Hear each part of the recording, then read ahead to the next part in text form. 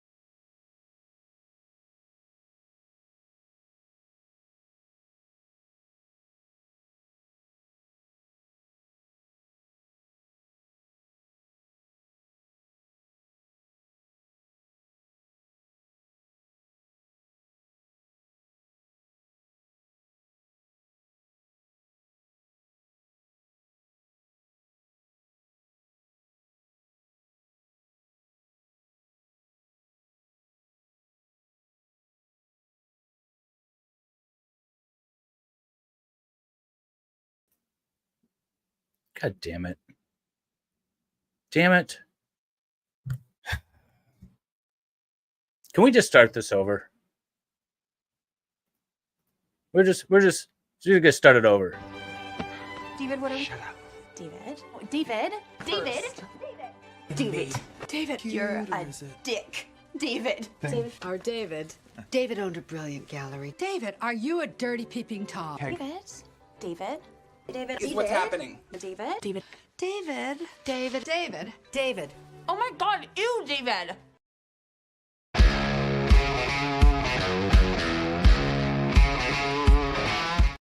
I'm not gonna go do all that. Anyways, all right, take two. Hi, everybody. Welcome to Making Law Simple. My name is David Helm. I am a licensed practicing attorney in the state of Michigan, broadcasting from a treehouse. What I was saying is I made some background changes to my Twitch channel, so hopefully my streams will stay up there once they are done being broadcast. That would be good, because apparently none of the other streams that I had broadcast to Twitch had stayed, and I can't upload videos, so now we just got to save the live streams. Anyways, the reason why I bring that up is because I made the announcement yesterday with YouTube demonetizing me over and over and over and over and over. I think I might be done with YouTube. So I pinned at the top of the chat my link tree, where you can go find me on all kinds of other platforms. And I want to show that to you in a second. But first, welcome, Valhalla. And Patty and half Irish. Yes. I was muted. I've got Christmas Mullen. Welcome. Christmas Mullen. I like that. And Matt and Lefty. Welcome everybody to the chat. Aaron Olivia is here. Yay. Is Ilya in the chat? If Ilya's in the chat, he might have noticed something different. Asshole React, welcome. All right, good. I'm live on Rumble now. I don't know why it takes so long to upload these. Nick is in the chat. Welcome, Nick. Welcome. So what I wanted to do for a few minutes here before we get into the Crumbley case again, if you guys weren't watching yesterday, I did a update on the Jennifer Crumbley case. She did not file an appeal, despite what the media had broadcast all over the place last week. she filed a motion at the trial court level to have her conviction set aside, an order of acquittal, and or for a new trial. So we've been going through that. We almost made it all the way through, and then we have some updates on some civil actions involving the Crumbleys and the Oxford school shooting and all of that. But yeah, YouTube doesn't want to take your money. Yeah. So let's bring this up. All right. So here at the top of the chat, and I believe it in the description below, is my link tree. If you want to help the channel, we have MLS Store, we have PayPal, we have Patreon, and some things like that. But this is also where, well, we have my YouTube channels, but we have Rumble, X, Facebook, and Twitch. So these are links to all of my other accounts where I am currently streaming right now, where you can watch all of my stuff going forward if I'm not going to continue to broadcast on YouTube. Seems like, fool me once kind of thing. Sort of approach to YouTube. So I might be just jumping ship because for spite, really, for spite. Why is this on YouTube? Well, and that's the other thing too, is right now I'm currently on StreamYard.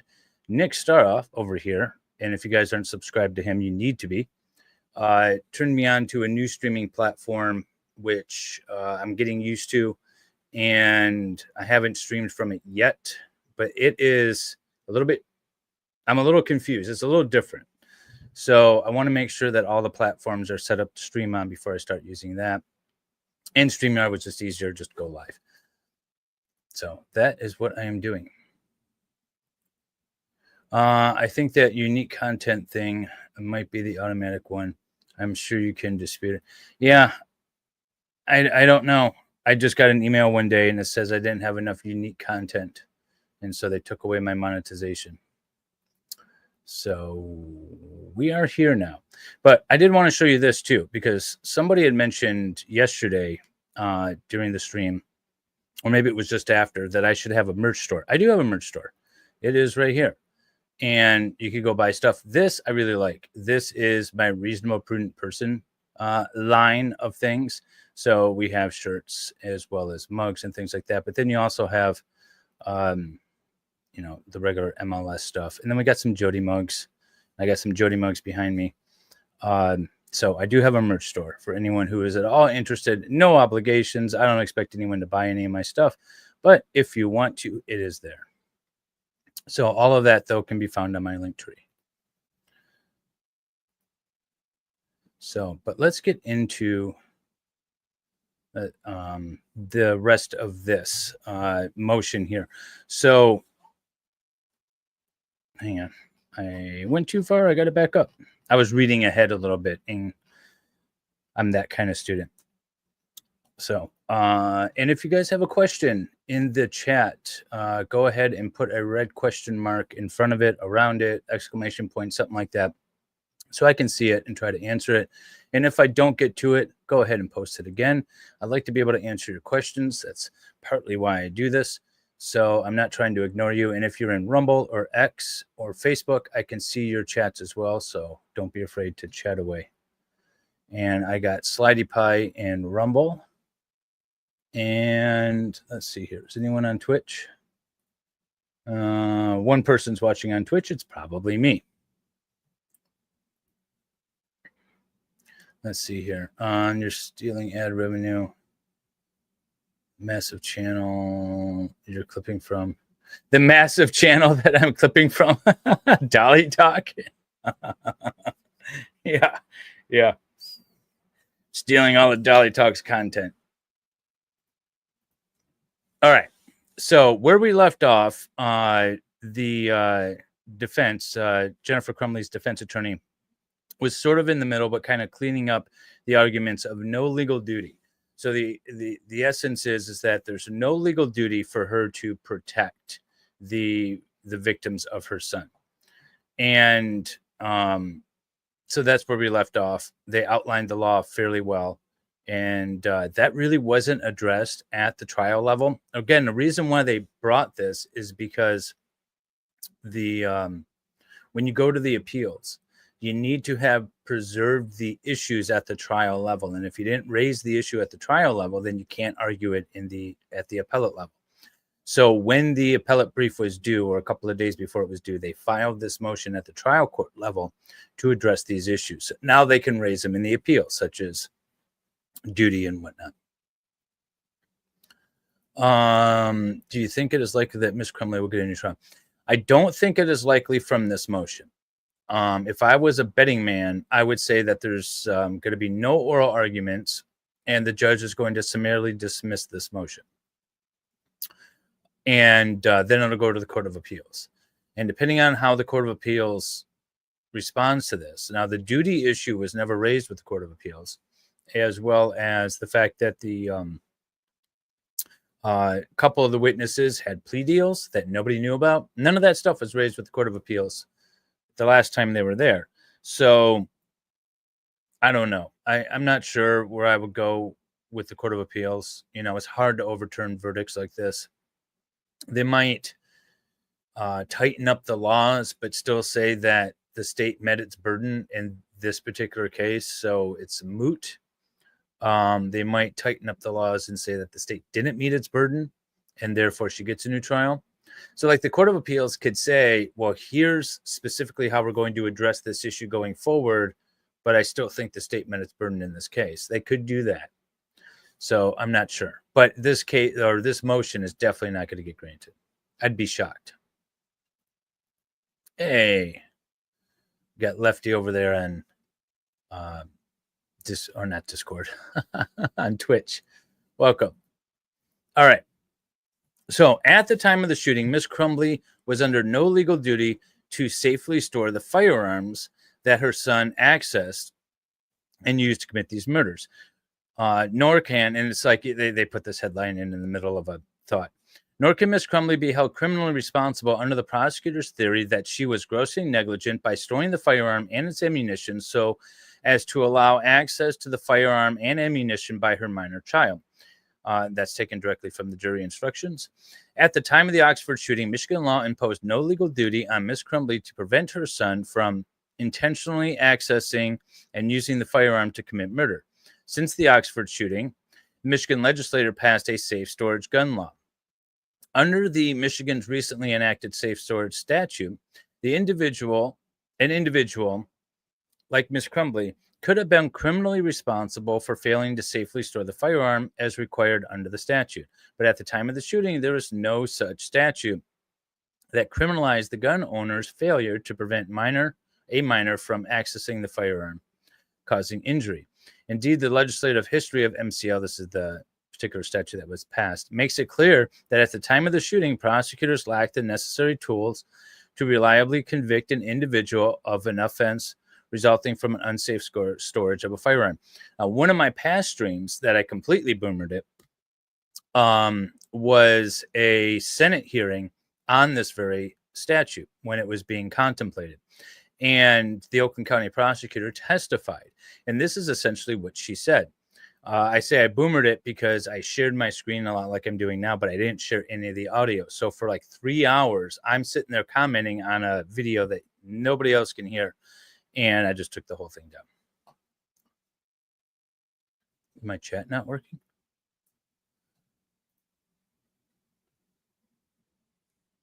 Good afternoon, JoJo. All right.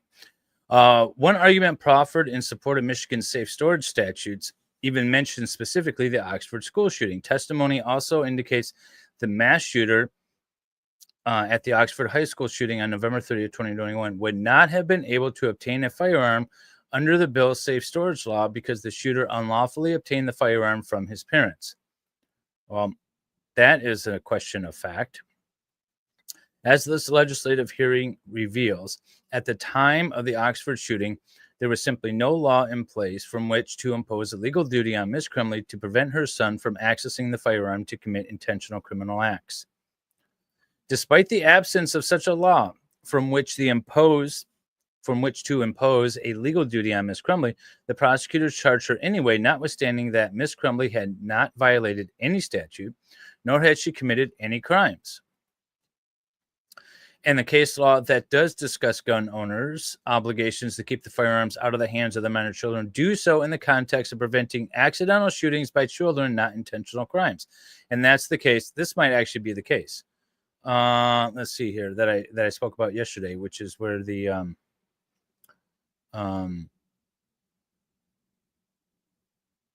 where the guy had the gun in the closet that was loaded and locked the kids in the bedroom for like several hours. And then they got a hold of the gun and they were like 4 and 5. So they couldn't appreciate the dangerousness of the situation. The law thus does impose on a gun owner a special obligation to keep his or her firearm from a children's, even a trespassing one's, ready access. However, this special duty does not to tempt children with firearms stems from the children's inability to appreciate the danger and the inclination to exposure without regard to the risk. That was the issue with the very young children that got access to the firearms. In other words, their lack of adult judgment and capacity for restraint. As this case law makes clear, our appellate courts have imposed a parental duty to prevent minor children from accessing firearms based on their inability to safely handle the weapon, rather than out of concern for what they might intentionally commit murders. Again, it's to protect the children from someone in that authority position, right? The children rely on the parents. That creates that sort of special duty. But here we don't have that special duty because there's no fact to indicate that the kids that were murdered in the school relied on Jennifer Crumbley. There's no special relationship there.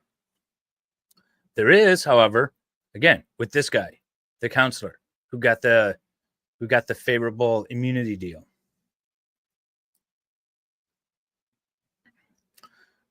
Let's see. Yeah, so foreseeable accidents are the concerns, not intentional acts like murder. For as much talk as there has been against about the charges in this case being unprecedented and the first kind in this country, this should come as no surprise, given there is no legal basis to charge, convict, or sentence Miss Crumbley for the intentional crimes committed by her son. This was a sham prosecution. I love that. I didn't read that before. This was a sham prosecution. That's awesome. And prosecutorial overreach. Having committed no crime, the court should enter a judgment of acquittal. Sham prosecution.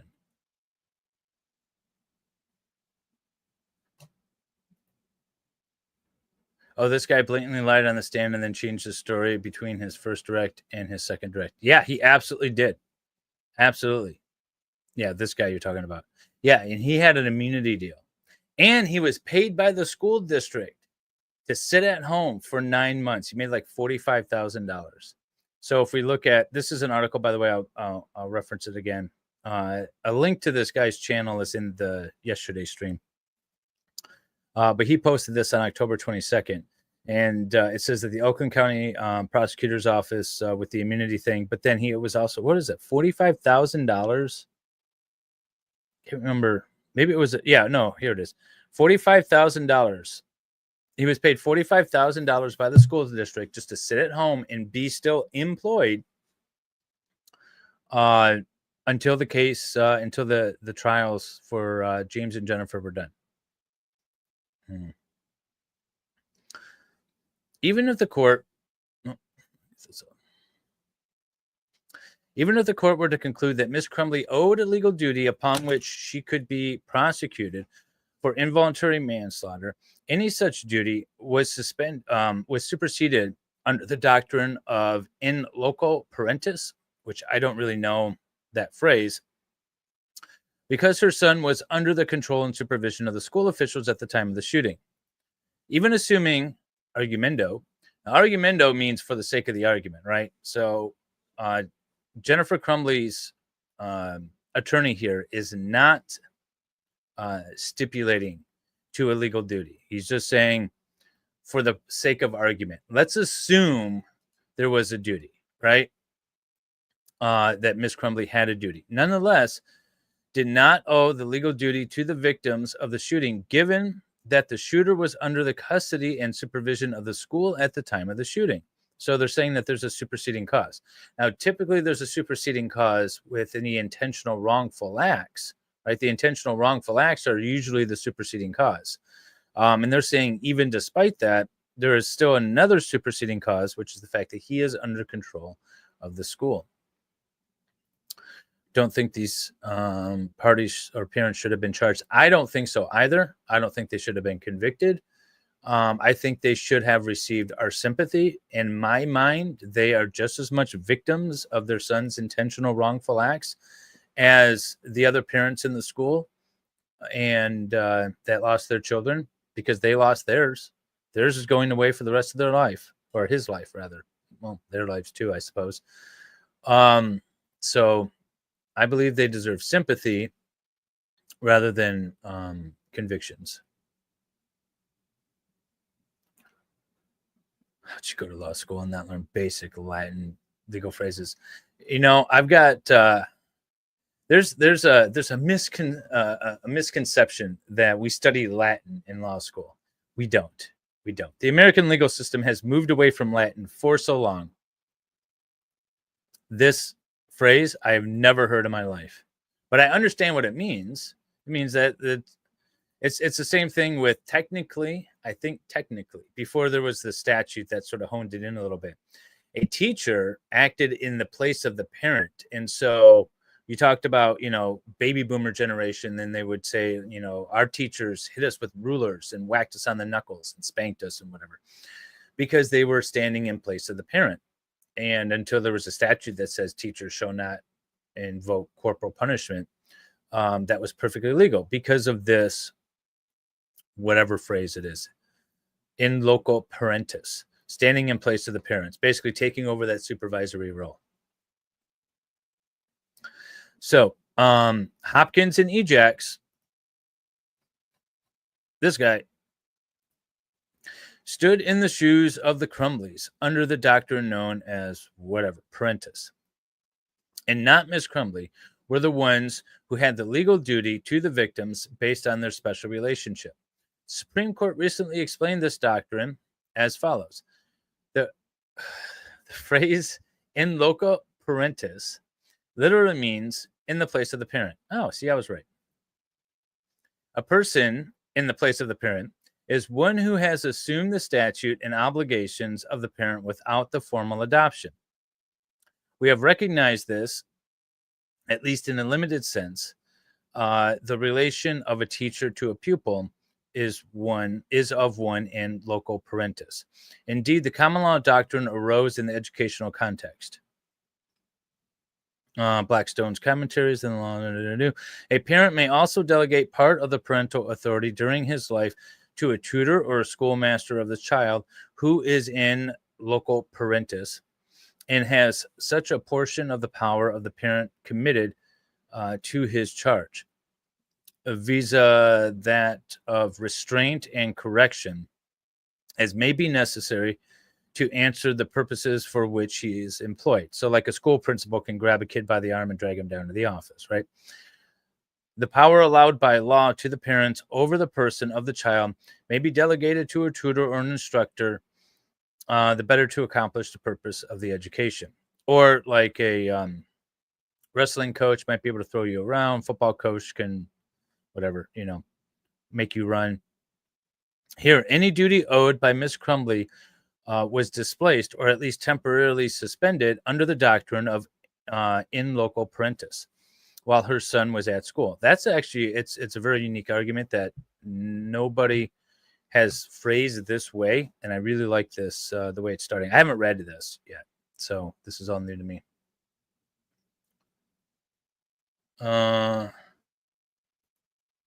That's Gigi. That's a good question. Would this would they have gotten this charge if the child had used a knife, baseball bat, or a tire iron? I think the fact that this was a school shooting, that it was a shooting, I use quotation marks because that's the headline in the media, right? School shooting, yet another school shooting. And I think it was because it was a school shooting, not a school stabbing, not a school tire iron attack, not a kid that whacked a couple of kids over the head with a baseball bat. It was a school shooting. They could throw that in the headlines. And really, this is just an attack on the Second Amendment at the end of the day. So now you got to pay extra for the teacher to dispense corporal punishment. Yeah, I know, right?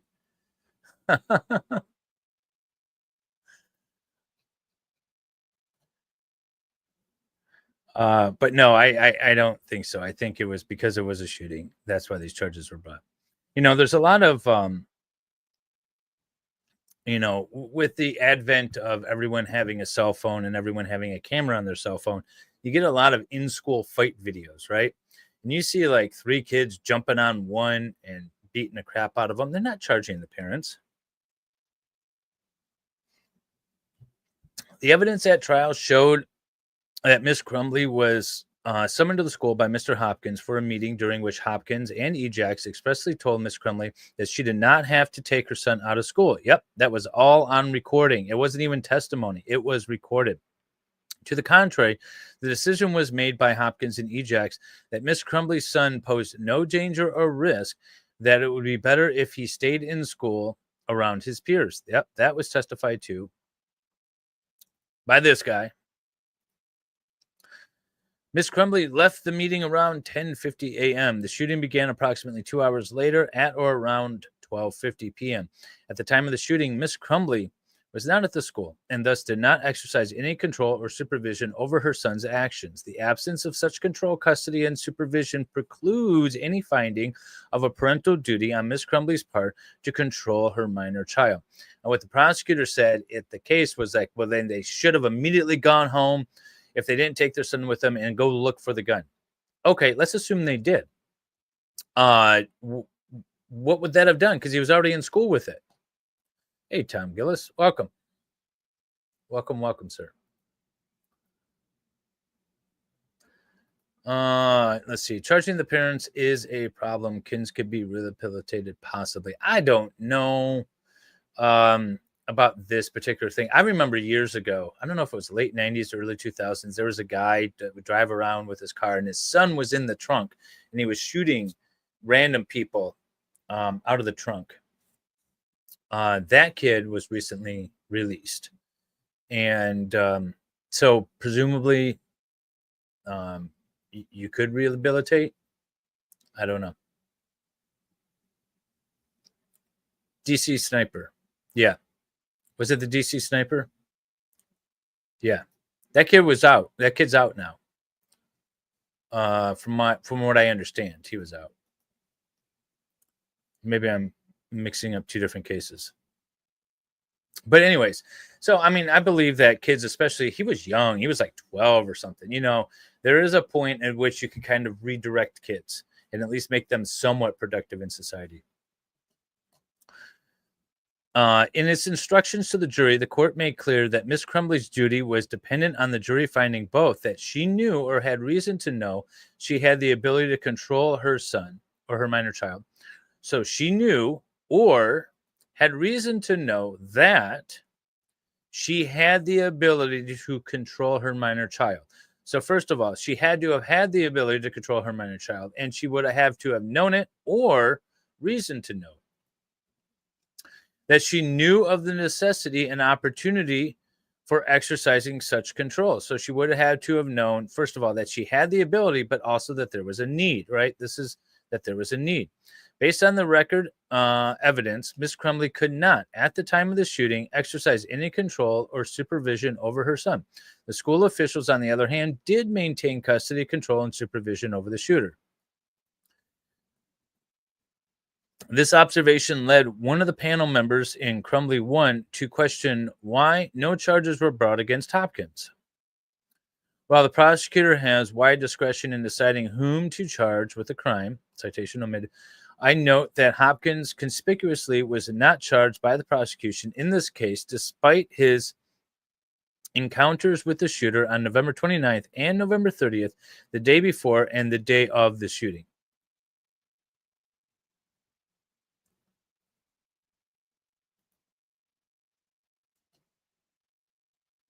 So Lee is still in.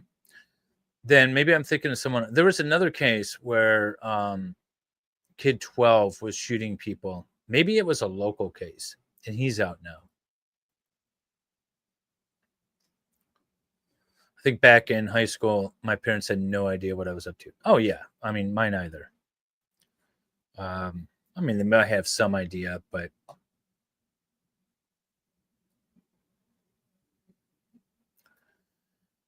Dave, big shout out to JoJo for her contribution to my fundraiser. Well, awesome.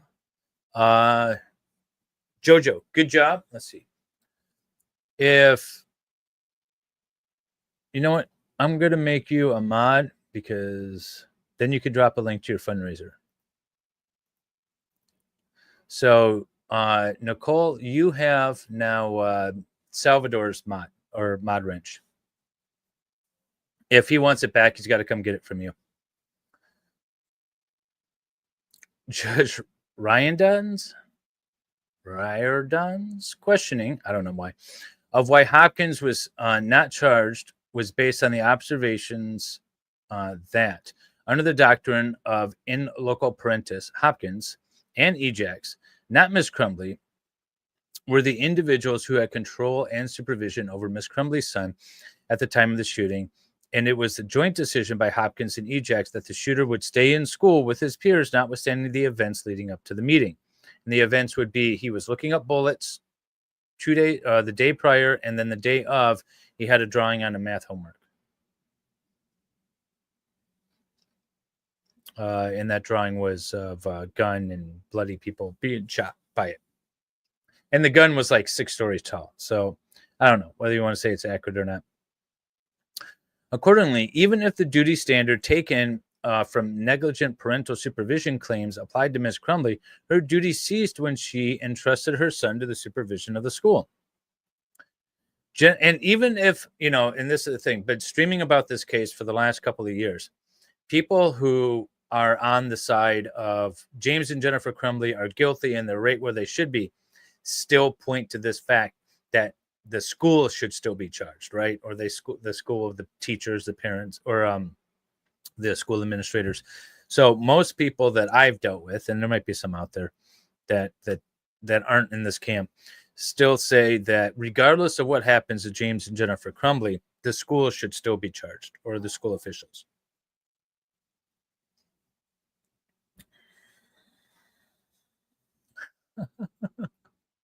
Yeah, you might want to watch that, Wrench.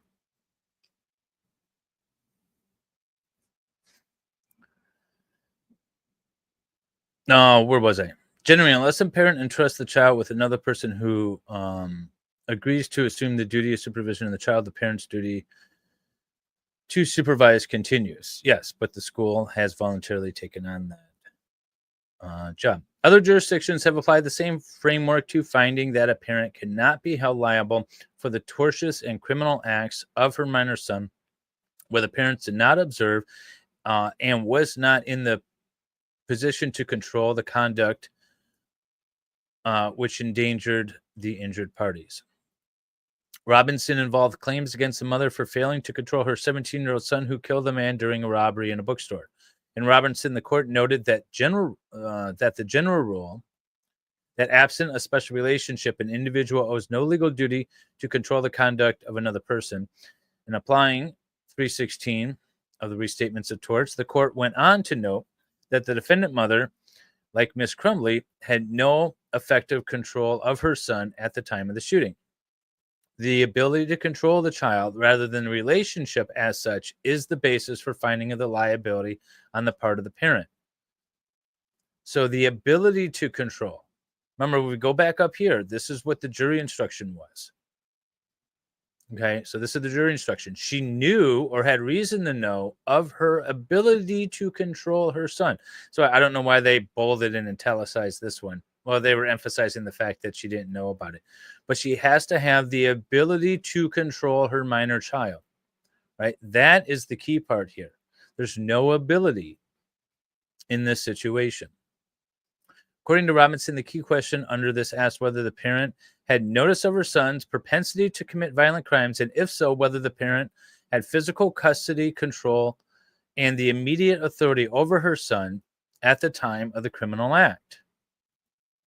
So you have to have knowledge, and you have to have the ability to control, have physical custody, and immediate authority over your son at that time. And I would argue that James and Jennifer Crumbley did not have the knowledge, let alone the ability. You find the school counselor most culpable for the shooting. From a civil aspect, yes. I don't find anybody criminally responsible.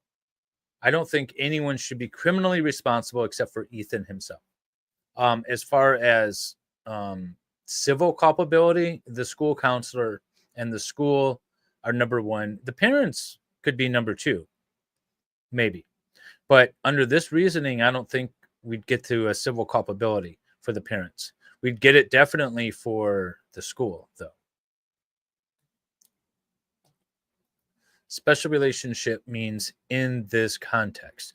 So special relationship, Mads, means any sort of duty, like they went through it earlier in the brief, and it would apply for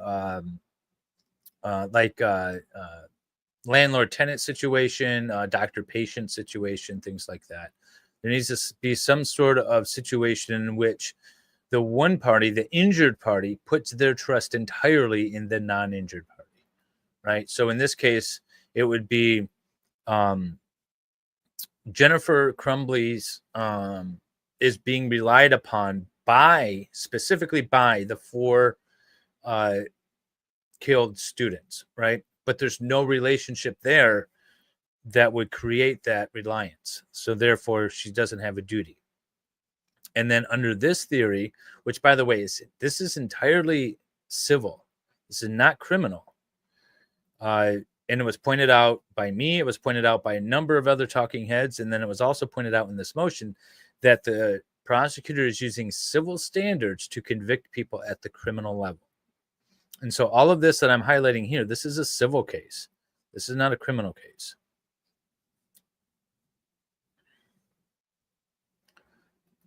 Yeah, I don't think anyone other than Ethan should be criminally responsible. Ethan was a psycho who failed everyone. Yeah, exactly. How can you control your son if you can't do corporal punishment into the attitude of the teachers and their unions? Well, I'm not saying like schools can't, spank your child, but they can grab them by the arm and restrain them. Absolutely.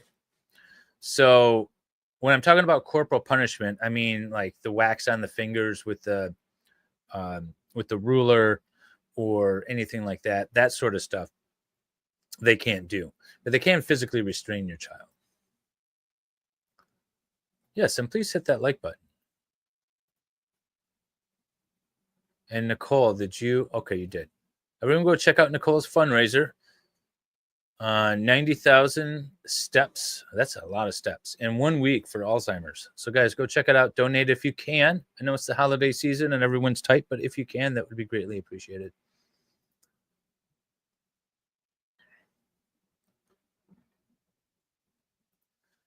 I'm so glad to see you streaming, but I have to go watch part 1. Yeah, check out part 1. This stream will be here when you get back. I went for 2 hours yesterday, and we didn't get through all this, so I'm finishing up today. Robinson Court found that not only did the defendant mother lack specific knowledge of her son's propensity for violence, but also that she did not exercise custody and control over him in the immediate time of the criminal acts. As such, the court concluded that the mother could not be held liable, this is a civil thing, for her son's intentional criminal acts. So it is here, okay? Under any legal analysis, Miss Crumbley was not under any legal duty, whether based on a special relationship or otherwise, to protect another from the criminal acts of a third party. I've been saying this over and over and over like a broken record. Simply put, without any legal duty owed to the victims of her son, Miss Crumbley cannot, as a matter of law, be held criminally responsible for the intentional criminal acts of her son, such that the court should enter a judgment of acquittal. Now, I can come up with scenarios that will get this a little closer. Let's say these were friends of Ethan's, and let's say Mrs. Crumbley took them in, whatever. They had a bad household at home. And Jennifer Crumbley was like, you know what? You guys can come live with us for a few weeks or whatever until things settle down at home. So now they're living there. And while they're living there, Ethan shoots them. Shoots all the friends, right? Shoots them all, 4 of them in the room. Do we have a legal duty in that situation? I would say yes. We have a legal duty because those kids have now placed, and Miss Crumbley has accepted the responsibility and the duty to be sort of the primary caregiver, right? We have the in locus parentis, right, of that situation. And then on top of that, though, you still have to prove that she knew that there was an issue and that she was in immediate control of that issue. But that would create the legal duty. There is no legal duty here because the kids are not staying at her house. She's not a teacher at the school. She's not at the school. She doesn't even know the kids. They're not friends. There's no relationship there. So there's no legal duty. So it gets cut off at its legs with the legal duty. But if you can get past the legal duty, for the sake of argument, there's still no knowledge that any of this was going to happen, right? Because a few drawings and in a notebook that the mother doesn't know about, and the drawing on the math worksheet, which the mother doesn't know about until the morning of the shooting, is not knowledge, in my opinion. But let's say there's knowledge, okay? There's a duty now, and there's knowledge, right? Kids are living there, so there's a duty. There's knowledge because she's seen the notebooks and stuff like that, but she's not at home. She's not in physical, in a physical position to actually have physical control over her son. You know, you have to have a lot of things line up. Hey, Maxi Dame. Why no super chat member gift options? I got demonetized. Again. But if you want to help out, there is a link tree at the top of the chat. And you could go there and you can PayPal. You could join Patreon if you want. You can go ahead and buy some merch and all kinds of other wonderful stuff. It's good to see you in the chat. Where's the mens rea? Well, and that's another thing. Let me talk about that for a second. This is the problem with traditionally, like forever in human history, criminal charges were used for those intentional wrongful acts, right? You intended to do something wrong. You intended to break the law. When it was unintentional, that was the realm of civil. And now we have a situation, we're living in a society where unintentional accidents are leading to the criminal convictions. And that's a horrible spot to be in because you don't have the mens rea to commit a crime. You don't even have the mens rea to commit the act because you didn't commit the act. There's nothing that Jennifer Crumbley did. She didn't do anything. She didn't pull the trigger. She didn't encourage it. She literally did nothing. There is absolutely no mens rea in this situation. Make you a mod on Twitch so you can swear? All right, hang on. Let's see.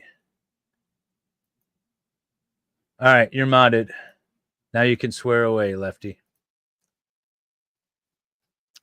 By the way, too, I am also in my link tree. I have all of my other platforms that I'm streaming on, such as Twitch and X and Facebook and all those other wonderful places, and Rumble, of course, too. So you guys can go over there and chit-chatty away, and you can Rumble rant me if you want, and you don't want to super chat or cash, or you can't super chat if you don't want a cash app or anything like that. There's also PayPal. Yeah, Jung, you keep your tomatoes. All right.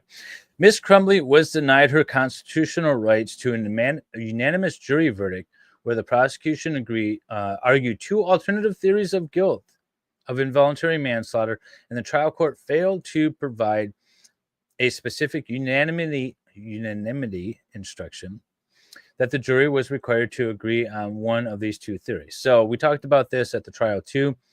They could, the jury could either determine, well, they'll go through it.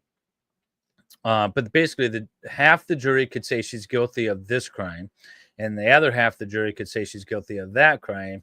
And so long as they all agree that she's guilty of something, they could convict. That's essentially what the jury instruction was. Under the Michigan Constitution, an accused has the right to a unanimous jury verdict before the finding of guilt. Jury verdict must be unanimous. In order to protect the defendant's right to unanimous jury verdict, it is the duty of the trial court to properly instruct the jury regarding the unanimity requirement. Despite this constitutional requirement, Ms. Crumbley's rights to unanimous jury verdict was violated, such that she is entitled to a new trial.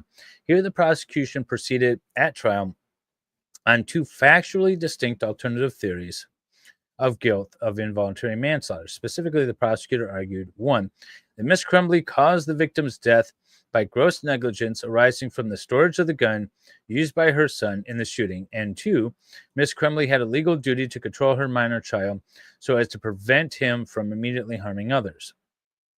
The court went on to instruct the jury, it is not necessary that you agree on which theory has been proven, as long as you all agree that the prosecutor has proven at least one of these theories beyond a reasonable doubt. So again, half the jury could say she failed to control her son. The other half could say she didn't properly store the gun. And so long as they both agree that she's guilty of something, both halves, I should say, then she gets convicted. In a recently issued opinion, the Court of Appeals considered the same issue presented herein. That is, whether a court was required to give a specific unanimous, I'm just going to go with unanimous instruction. Unanimity. There we go. Where the prosecution proceeded on alternative theories underlying the charge of involuntary manslaughter. I think they did this too in the Whitmer Fednapping case. I think the jury had the ability to find him guilty on a variety of things, and it didn't necessarily have to be the same one. And then the jury was still like, yeah, no, not guilty on all.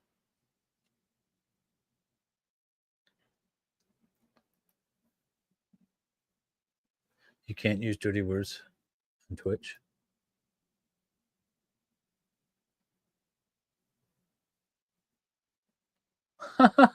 Wait, hang on. Wait, where'd it go? Did it not pop up in my chat? I see Lefty and Twitch. Do the naughty words not pop up in my StreamYard chat? Oh, I have some sweet powers over here. Okay, so I got this. Where's the other one? That one came through on StreamYard. I'm a little concerned now. What are your powers over there, sir? Uh-oh. Oh, you did it before you were a mod. Okay, I can see it on my end, then you probably can't see it. Oh, you know, it was probably held. Yeah, it was held, I think. That was the issue. Okay. All right. That'll be fun though, going forward. We're gonna have some fun over on Twitch. I gotta play around with that a little more. All right. In a recent issue, no, I already read that. All right. There, the court noted that specific unanimity instruction may be required in cases in which more than one act is presented as evidence of the actus reus of the single criminal offense, and each act is established through materially distinguishable evidence that would lead to a jury's confusion. Let me read that again. A specific unanimous instruction may be required in cases in which more than one act is presented as evidence in the actus reus of a single criminal offense, and each act is established through materially distinguishable evidence that would lead a jury to confusion. Okay, such is the case here. Here, the prosecution's alternative theories of involuntary manslaughter were based on the factually distinct evidence, yes, that she stored the gun improperly and that she failed to supervise her child. For instance, the prosecution's theory related to gross negligence, storage of the firearm and ammunition, was predicated upon the evidence about how and where they stored the gun. Okay. By contrast, the prosecutor's alternative theory that Ms. Crumbley failed to control her minor child is based on the evidence relating to Ms. Crumbley could have done to control her minor child. Those proofs included testimony from her boss, Andy Smith, that she could have worked from home on the day of the shooting if she would have taken her son out of school. Similarly, the prosecution argues that Ms. Crumbley could have taken her son to same-day mental health treatment center like Common Ground. Necessary proof underlying these alternative theories were factually and materially distinct, such as the special unanimity instruction was required. Okay. In this case, the court's non-unanimous instruction was modeled after Michigan Criminal Jury Instructions 20.30a, which is a standard instruction given in cases involving criminal sexual conduct involving one wrongful act with multiple aggravated circumstances. That's interesting. I didn't know that they grabbed it from a CSC case. Yeah, support my skinny jeans fund. Actus reus. Yeah, it means an act with the guilty intent. So mens reus means the intent to do the wrong thing, and actus reus means the act with that intent. So you can intend to do the wrong thing, but not necessarily act upon it. Let's see here. In a CSC case involving one criminal act and multiple aggravated circumstances, it makes sense that the jury need not be unanimous as to which of the aggravated circumstances exists, so long as the jury finds that at least one aggravating circumstance exists. Okay, so I'm trying to think of a situation, but I can see where if it was, well, I don't want to get into the details of CSC on YouTube. Indeed, my heat turned off. Indeed, the commentary in Michigan Criminal Jury Instruction especially noticed that this instruction is intended for use where the prosecutor's theory of the case is that the defendant committed one sexual act and accompanied by more than one aggravated circumstances. But even in the context, still, the jury must first unanimously agree that the underlying sexual act charged, or agree on the underlying sexual act charged. Okay, so i.e. the actus reus. In other words, the jury must still unanimously find guilt of the underlying sexual act, but does not need to unanimously find which of the aggravated circumstances applies so long as the jury all agrees that at least one of them was present. The court's reliance on this was wholly misplaced and inappropriate because the prosecution proceeded on two factually distinct alternative theories so that the actus reus to the actus reus in this case. In such circumstances, the jury must be unanimous as to which of the alternative theories it finds before it can return a verdict. Yes, that makes sense. Lefty isn't a nickname, it's a legal name.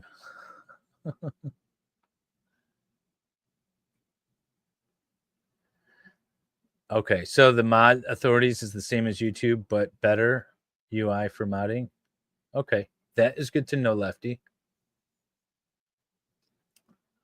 Lefty for president.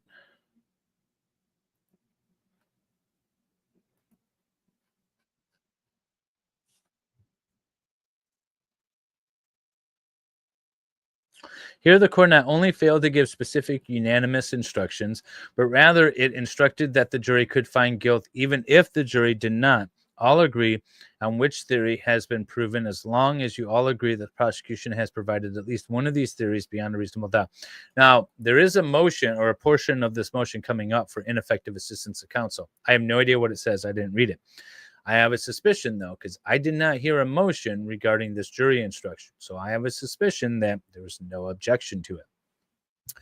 One, that's why it's being brought up now. Two, that's why there is an inclusion of an ineffective assistance of counsel. My prediction.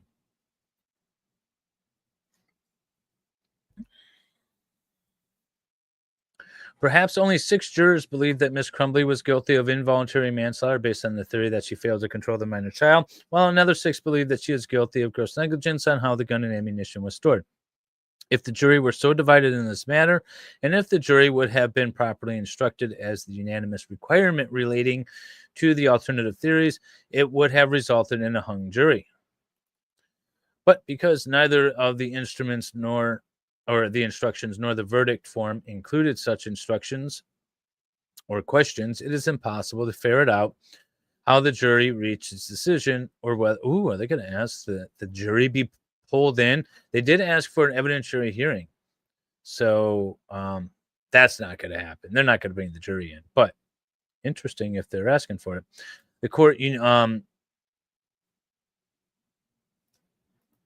The court's non-unanimous instruction was patently incorrect and contrary to Michigan Constitution, such that Ms. Crumbley is entitled to a new trial.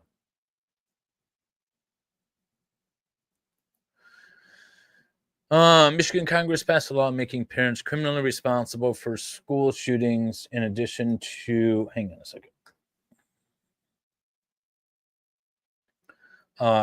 In addition to the shooter, would that law flop if charged? Well, they didn't make the parents criminally responsible for the shootings. So under the new laws in Michigan, if another school shooting happens in Michigan, and if they want to treat the Crumbleys, we'll set the Crumbleys aside. The parents could be charged with violation of the Safe Storage Act if it was found that the gun was not safely stored in the home and that gun was used. So they wouldn't be charged criminally. It's not like murder adjacent. There's no statute like that. It would just be an added charge of failing to safely store your gun.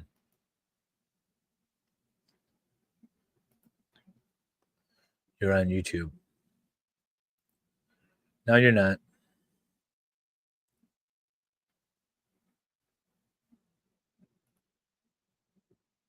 Not saying Dave was fat or chubby. You can say I was fat. That's fine. I put on, like, streaming for a year and a half. I put on like 25 pounds, and I'm just starting to lose it. So I've got about 10 more to go.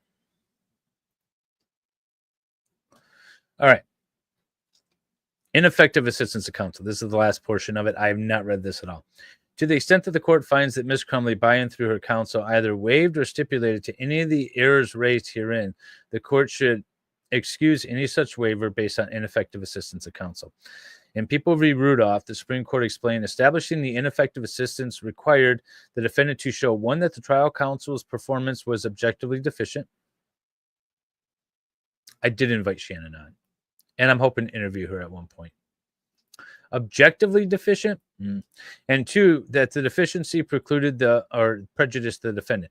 Now, we can say by not raising these issues at the trial court level, which they weren't raised, objectively deficient, you could make an argument for that. Prejudice means that the reasonable probability that, but for counsel's unprofessional errors, the result of the proceedings would have been different. A reasonable probability is a probability sufficient to undermine confidence in the outcome. I think there's enough to undermine confidence in the outcome of this case. To the extent that they were caused by the defense counsel, with regard to this man's secret deal, she didn't know. Nobody knew. Nobody but this guy, the prosecutor, and the superintendent or the principal, whatever he was, they knew. But nobody else knew. So to that extent, she's not responsible. For not raising the other issues, though, if they truly weren't raised, then she could be. There was a lot of argument, though. You notice the one thing that's not brought up in this is the fact that Ethan Crumbley was essentially allowed to testify without the ability of Jennifer Crumbley to cross-examine. And what I mean by that is that his journals were introduced. Those were his words. That was testimony against James and Jennifer Crumbley in both of their trials, and they were not allowed to cross-examine the witness against them, who was their son. That's not raised in this issue because that was plenty dealt with at the trial court. That's why I say this motion was brought not to win, not to get her a new trial. This motion was brought to preserve the issues at the appellate level. Everyone knows that this motion is going to get denied summarily, probably without oral arguments, definitely without any evidentiary hearing. But it was to preserve the issue for the appellate record. To the extent that the court finds that Ms. Crumbley agreed to, waive, stipulated, acquiesced, or any of these errors raised herein, this is getting right at the jury instruction. That's why this is right at the end. This is most likely an attack on the fact that Shannon stipulated to the jury instruction. The court should excuse such a waiver based on the ineffective assistance of counsel for the following reason. Failure to raise meritorious defense based on the lack or any recognized legal duty owed to Ms. Crumbley to the victims of the shooting caused her to be convicted of a non-existent crime. I like that. Non-existent crime. It really is a non-existent crime, right? Failure to raise a meritorious defense based on the prosecutor's inconsistent theories, which resulted in a denial of Ms. Crumbley's right to a fair trial. Failure to request specific unanimous instructions relating to the prosecutor's alternative theory and the liability for involuntary manslaughter. As to each of these claims of ineffective assistance of counsel, the court should note that these claims are not grounded in counsel's strategic decision-making. Rather, these claims are based on counsel's failure to raise meritorious arguments and defenses for which there is controlling law and supporting that supports each defense. Each of these arguments and defenses should have been dispositive to the case as set forth herein. There could be no strategic justification for failing to raise meritorious defenses that would have resulted in the dismissal of the charges. Accordingly, to the extent the trial counsel agreed to, acquiesce, or failed to raise the issues set forth above, the court should consider such issues under the claim of ineffective assistance of counsel and grant the relief requested herein, and request for an evidentiary hearing. To the extent the defendant raises factual issues that require further development of the record, i.e. the claims of ineffective assistance of counsel, the court should conduct an evidentiary hearing. Oh, that's not going to happen. That would be amazing, though. Don't wish it on Shannon, but that's not going to happen. Holding that when a defendant's ineffective assistance of counsel claim depends on the facts not of record, it is incumbent upon him to make an evidentiary record at the trial court level in connection with the motion for a new trial. They're not going to bring Susan to the stand and have her testify. I don't think. I mean, they could, in theory, there's grounds for it, but I think this is just going to get summarily dismissed.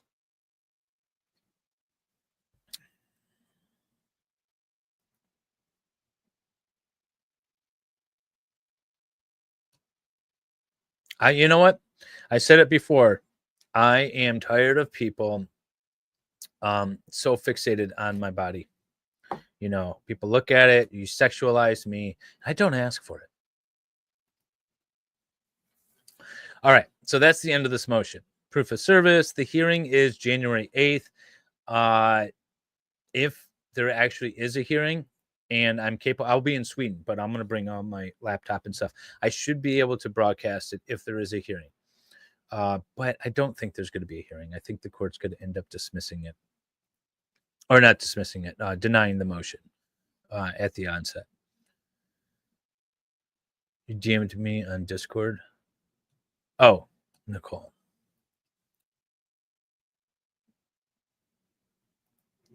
I am confused how the parents were unable to parent their child. So it's at the immediate time of the actions. So when he's in school and he's pew-pewing, the parents aren't there, so they can't exercise control over him. That was the case that was brought up. That was the Rudolph case. That was brought up in the motion, where a mother was being sued because her son went around and pew-pewed a bunch of people. And the court said no. Although she was his mother and was his parent and ultimately responsible for him, and he was a minor, she wasn't there to immediately exercise control over him. And so, I'm trying to find it. So, there was no liability for mom. Let's see, where is it? Yeah, I can't find it. You're just gonna have to go back in the stream. But that's the underlying issue. You can't find them because they were member only, and now I have no members because YouTube demonetized me, and so now my member streams don't exist. Actually, no, me running is still there. My running video, if you want to call that a skinny jeans video. All right, so in addition to the criminal cases, there's been civil suits. And if you guys don't know, the school district has been sued by everybody and their brother.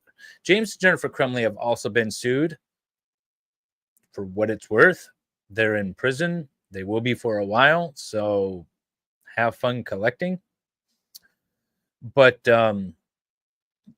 what's most interesting is some of these civil suits. So we're going to go over this, and the beginning of this motion outlines sort of those civil suits, but let's just say the school district is being sued by everybody. If they were shooting adjacent, they're being sued, or they're a plaintiff in a case.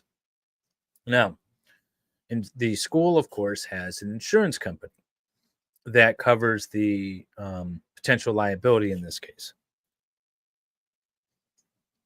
And the school has sued their insurance company in what's called a DEC action.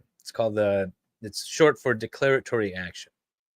And if you are being sued by somebody and you have an insurance company that covers you, but the insurance company is not covering you the way you think they should be, they're not paying enough, or they're like, no, this policy or this claim isn't covered under our policy, or whatever, you bring another case against your insurance company and basically ask the court, judge, declare that this insurance company has to cover me and has to cover to this extent and, at this amount or whatever.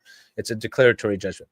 So that's what's going on in this particular case. So the school district, the Oxford Schools, has sued their insurance company. And that's this lawsuit here. And this is also in Oakland County. So Oxford School, Community Schools versus Property Casualty Pool Incorporated. This is their insurance company. Okay. So that is this lawsuit. Now, I don't remember exactly what day this is.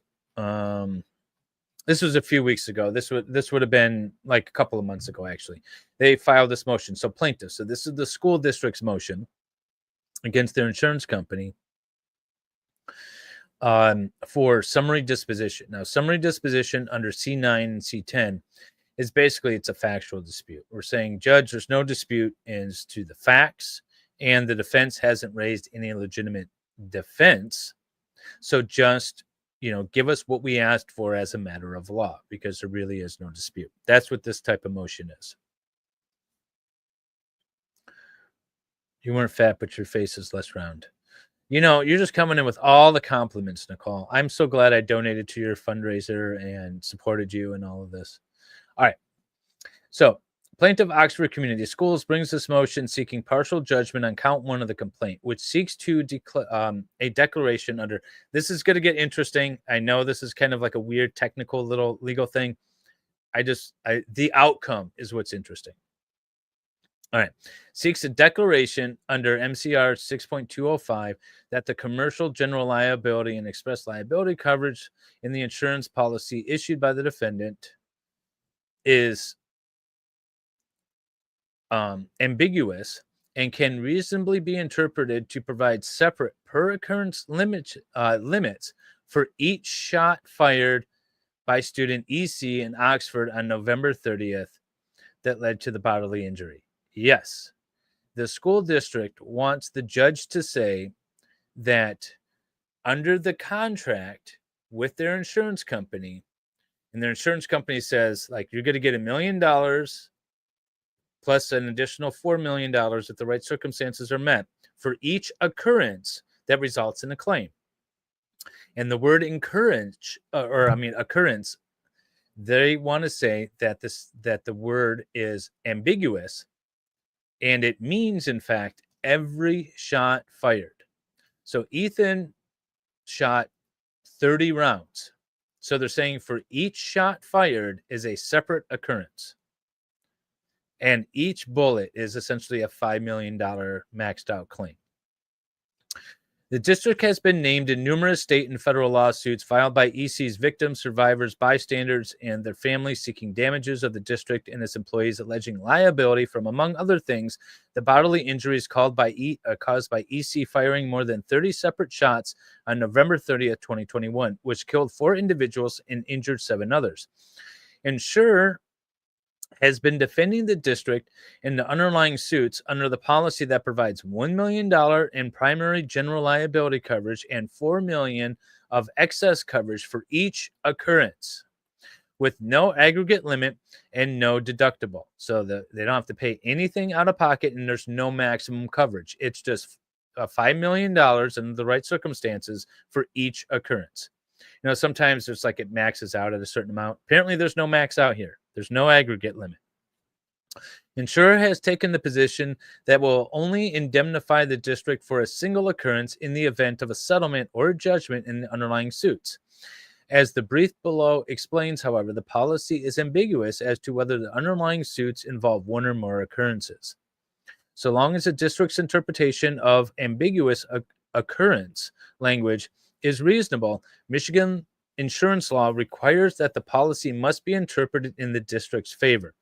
So this is a bunch of legal insurance mumbo jumbo, but basically, the status of the law in Michigan is that if an insurance language is ambiguous, meaning unclear, you know, it's not very definite in its statements, then it's interpreted in favor of the insured, not the insurance company, which sounds good on paper, right? You're like, hey, the insurance companies draft all these things. We're going to construe it against them if the language is unclear.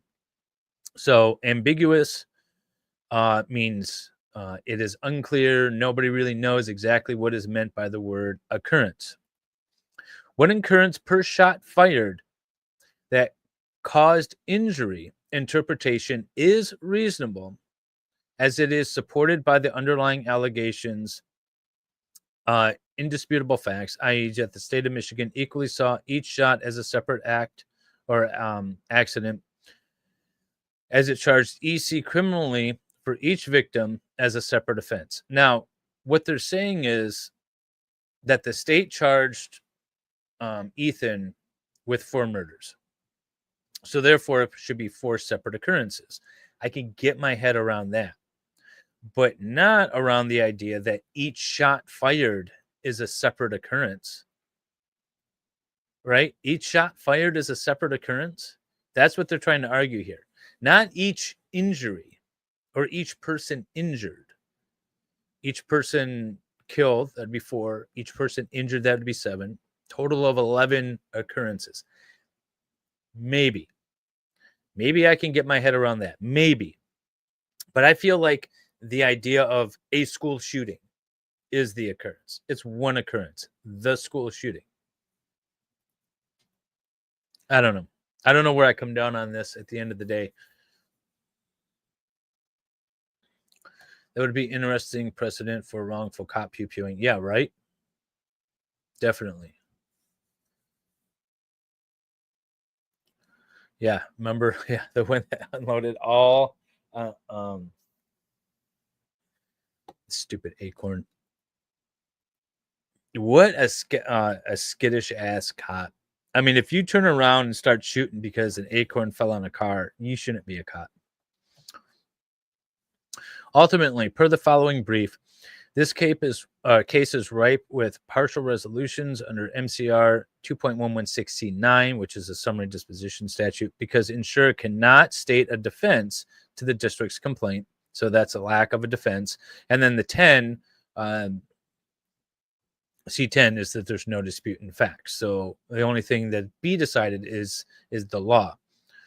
So wherefore this district respectfully requests the court enter an order granting the district's motion, holding that the policy is ambiguous, that the district's interpretation of the term occurrence is defined as defined is reasonable, and that no discovery is needed to decide the discrete legal issue. 3, accordingly grant partial judgment on count 1 in the district's complaint by declaring that each injury-caused bullet fired by EC constitutes its own occurrence under the term. All right, so that's how they want it defined. That each injury-causing bullet. So not every shot fired. I guess if it hit a locker, it could be a cause because there'd be damage associated with that. You know, they have to repair the locker or whatever. But this is specifically regarding the physical injuries to the people that are suing the school. So that would be the estates of the 4 individuals, plus the other 7 individuals that were shot, and other bystanders or whatnot. So each injury-causing bullet fired by EC is a separate occurrence. That's what they want this court to do.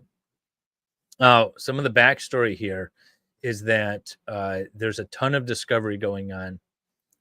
The insurance company is asking for a ton of communications, emails amongst school staff and things like that, to try to say, like, no, we don't, we're not going to cover every single bullet as if it was a separate occurrence. And I'm not going to go through all of this, but I thought this was an interesting position, and I'm not gonna, there's 68 pages to this, so we're only on page 5. I'm not going to go through all of it, but they, the court came back and the court granted this motion. So the court declared that each bullet causing an injury is a separate occurrence, which means that if somebody was shot 4 times, the cap is $20 million. Which, you know, money's not going to make people whole if you lost your life. But I doubt the school is going to be reinsured, and it's just going to open up the school district to so much more lawsuits. So I don't like this ruling, because I don't like the idea that each distinct occurrence, each bullet is a separate occurrence. Now, what the school district cites to is what they rely heavily on is this case involving sexual harassment. And they say that the Sixth Circuit appellate decision held that the occurrence under the sexual harassment case was that each distinct act of sexual harassment was a separate occurrence, but they took place over 9 months. There was like 5 acts over 9 months. To me, that's like all spread out. That's reasonable that would be separate occurrences, not a fury of gunfire in 3 minutes or less, I think is what they said. It was like 3 minutes that this shooting happened. So 3 minutes of gunfire, to me, is not a separate, distinct act. If you brought in one secretary, sexually harassed her, a few weeks later brought in another one, sexually harassed her, you know, those are separate and distinct acts. Separate and distinct occurrences. I can see where you would get that. And that's essentially what they're arguing here in this case, is that it should be held to that similar standard. And the court agreed. And I think this is going to go to the Court of Appeals, at the very least, if not the Supreme Court, because this is not one separate, this is not a series of 30 distinct acts. This is one act. This is the school shooting. That's the occurrence. And why I found that interesting is, if we remember yesterday's stream, we were talking about the acts and occurrences by Ethan. This court decided that it was the 4 acts on the criminal case. And same court, different judge, but same court decides that it's 4 acts by Ethan, or 4 causes of action, but one specific occurrence. And I said, remember that phrase, the occurrence, because that's going to come back. And that's where it applies here, or at least that's where I was applying it here. And I just really don't like this outcome. And I think this is going to get appealed. And I don't think this is going to go anywhere. But the news media was broadcasting it as each family is going to get $5 million, or is entitled up to $5 million. Well, first of all, no, that's not how this works. Each family doesn't get up to $5 million. According to the judgment, each family could get up to $20 million. And because I think the person who was shot the most was 4 times. And it's not just every family member affected. It is apparently every bullet that caused an injury. So going back on what I started my stream with yesterday, is that the news media continuously gets it wrong. And they also hailed this as a victory too, which I don't think it is, because I don't think they see the big picture. This insurance company is going to have to pay $20 million out per claimant. I think there's 10 claimants. It's a lot of money. This might bankrupt the insurance company. Now, there is insurance companies for insurance companies, but this might bankrupt this insurance company with this kind of claim. So I don't know where this is going to go from there. But I just thought it was interesting that the school district is fighting so hard to get as much money out of their insurance company as they can. And at the same time, they're making deals with this guy, paying him $45,000 to sit at home and testify in favor and get the blame out of the school, right? We're going to put all the blame on the Crumbleys, on James and Jennifer and Ethan. None of the blame is going to be on the school. We're going to pay you $45,000 to say that and to help us with that. Try to get as much money as they can out of their insurance company, while the parents of the child, who were in the least position possible to do anything, are convicted and sitting in prison. So that's what we got going on. No, they're getting free legal services. They're not pocketing the money, but they're getting free lawyers paid by the insurance company. And the more money that they get out of their insurance company, the less they're going to have to deal with themselves. Like, there is no cap, apparently. They got a sweetheart insurance deal. But, sometimes people run out of, the insurance is capped, and then whatever else is the damages comes out of their pocket. But it's clear that the school wants to settle, and they want to make sure they have enough money to settle. And they want to save face with all these families, and they want to do everything like that. So they're not going to be able to pocket it, but it's going to definitely make the problem go away for them. Thank you very much for throwing some tomatoes at me. That is apparently the new thing to do in my chat. Hey, Shani Graham. Thank you for staying directly focused and not emotionally focused. I can get emotional if I have the right inspiration. Insurance parasites had it coming. Yeah, well, say what you want about insurance companies. I golf with a guy who works for, we'll say, an unnamed insurance company. He's an attorney there. And he was like, every claim that comes to us is denied. And unless you follow up with us and try to challenge the denial, it's going to stay denied. Their default is denial. I understand that you want to be careful about putting money out, but you shouldn't just deny everything as a blanket policy.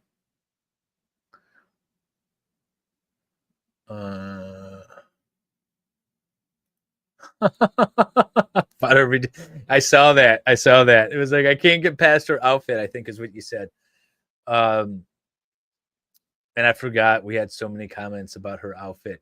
In the closing on the Miller hearing too, that brown outfit with like the loose tie, she looked like a brown Christmas present that you didn't want to open. Yes, throw all the tomatoes at me. He admits it now. What do I admit now? How high up is your treehouse? My treehouse is about 20 feet in the air, I'm going to say. I have a chicken coop underneath me, so I had to build it above the chicken coop.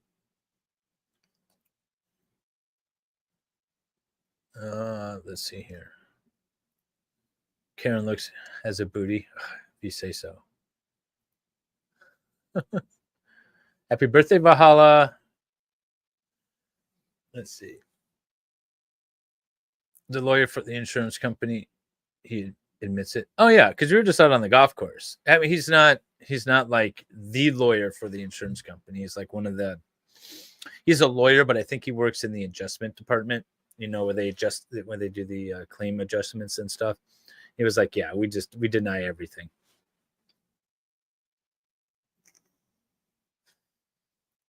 I'm going to let me see if I can pull this up.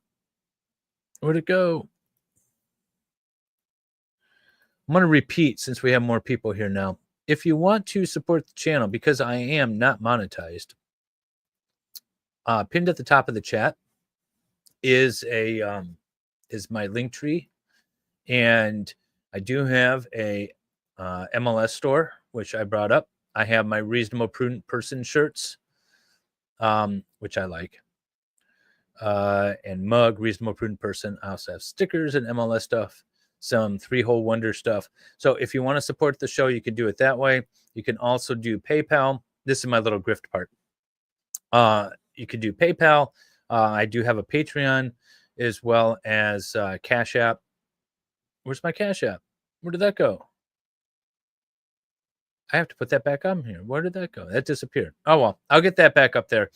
And then you can also watch me over on my other platforms, such as Twitch and Rumble and Twitter and Facebook, in addition to YouTube. So I just wanted to put that out there again. Accept my PayPal, Dave. Do I need to do something on my end? What do I need to do? I'll figure it out. I don't know how PayPal works. I'll figure it out. You Cash App to me earlier. Well, I appreciate that. And that's the one thing is I got to get better at doing this. And I think on PayPal, you can also send a message. But thank you very much, Aaron, for the $10 Cash App. Oh, and then I got a $20 today as well. Thank you for that. And then yesterday I got a $5 that I didn't give a chance to say thank you to. And I know sometimes it's people's real names, so I won't read the names out. But thank you very much. It does help a little bit to do it since I'm not monetized. It does cover some of the cost. No locals. No, I don't have a locals. I ended up going with Patreon instead. A lot of the YouTubers that I prefer to watch use Patreon, and so I tried to give it a go. I need to be more active on there. I'm working on the Zachariah Anderson documentary script right now, and I thought once I get it kind of fleshed out a little bit more, I'm going to post just the script in Patreon as well. If you go there, you will see. When I went to Denmark and sailed the Viking ship, Mads is in the background, as well as my in-laws and a friend of my wife. So if you guys want to see what Mads looks like, he's in that video as well. But so there's some other things on the Patreon as well as some sneak peeks of the documentary, Zachariah Anderson documentary, which I'm like wholly redoing. Every time I try to like sit down and work on this more, I keep thinking, I don't like the way this is going. I got to start over. So now I'm scripting the whole thing. And before I start recording and editing anything, I want the script in place. I want some other eyes on it. I want some feedback. And that way, I think it's easier to change something in script form than it is after you start editing it all. But there are some other videos regarding the Zachariah Anderson case on the Patreon as well. You got a message saying, let me figure it out. No, I don't want to report the link. I gotta go to my end of it, and I just keep clicking on the link to actually donate. So I'll go there and I'll figure it out. And then you'll probably get a message that it was accepted. You try to stay in the background so you wouldn't outshine me. That was an awesome sail, though. That was the coolest thing that I've done in years, was sailing an actual Viking. Well, technically it wasn't a Viking ship because it was made after the Viking Age, but it was made by the guys who made the Viking ships, and they didn't know the Viking Age ended. So it was a lot of fun. We met up with Baker and Mads over at this Viking museum in Denmark in August. And Baker, unfortunately, wasn't able to go on the Viking ship ride because of his back, but Mads went, and it was a good time. So that's all I have for today. I just wanted to give you guys the rest of that update. My throat was going yesterday, and I didn't want to push it, so I ended up cutting the stream short. But I appreciate you all being here. What time is it? Is it early? We got about a half hour until Excited Utterances stream, but that's where you guys are all being sent if you are on YouTube. And if you are watching on Rumble or Twitch or X or anywhere else, I don't know where you're going to go. You're just going to be left hanging. The age of Vikings will never end. I was at the helm. It was amazing. I got to hoist the sail. We got to row. And me and this French guy were the lead rowers. And then Mads was all over the place. He was a disaster back there with the oars. And then I got to actually helm it and sail it around a bit. So it was awesome. I got to get that. I haven't posted the video yet on YouTube or anything like that. It's just on my Patreon, because actually I have a video of Mads in his bicycle that I've got to get together, and I will get that out there, and then I'll post everything. Little Frenchman arms can row. Yeah. All right. And with that, I'm going to let you guys go. You have a good rest of your weekend. And until the next time I stream, I don't know when that'll be. See you guys. When I was young, my daddy said, gotta keep